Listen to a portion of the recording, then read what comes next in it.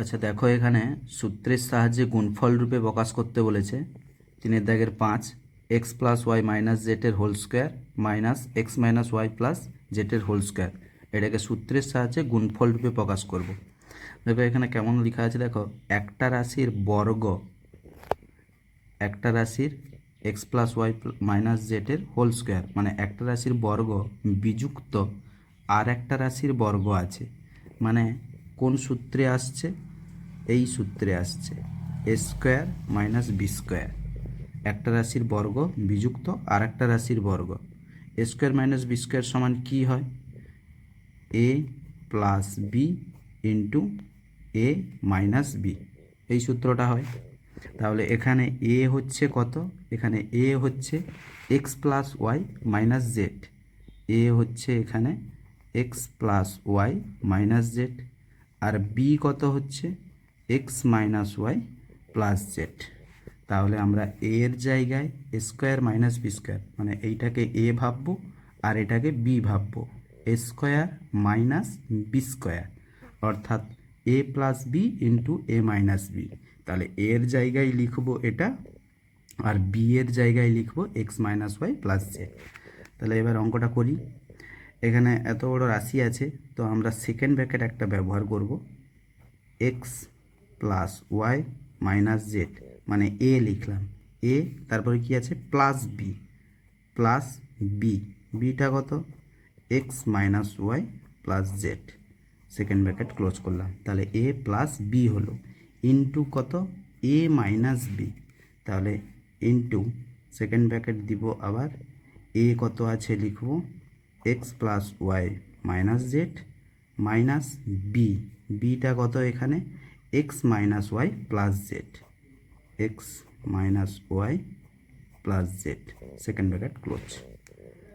এবার সেকেন্ড ব্র্যাকেটের ভিতরে যে ফার্স্ট ব্র্যাকেটগুলো আছে, ওই ফার্স্ট ব্র্যাকেটগুলো আমরা তুলে দিব।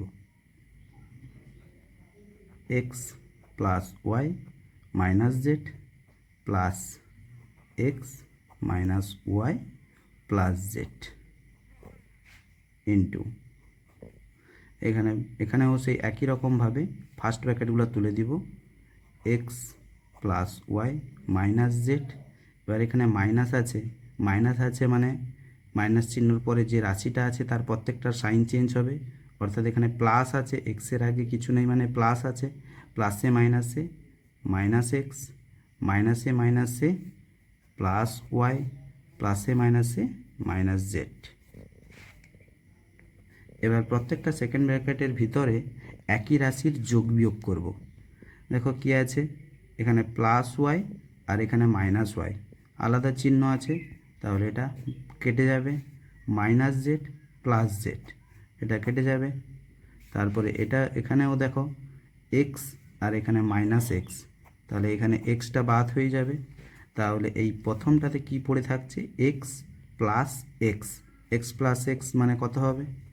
2x হবে ইন্টু ওয়াই প্লাস ওয়াই কত হবে?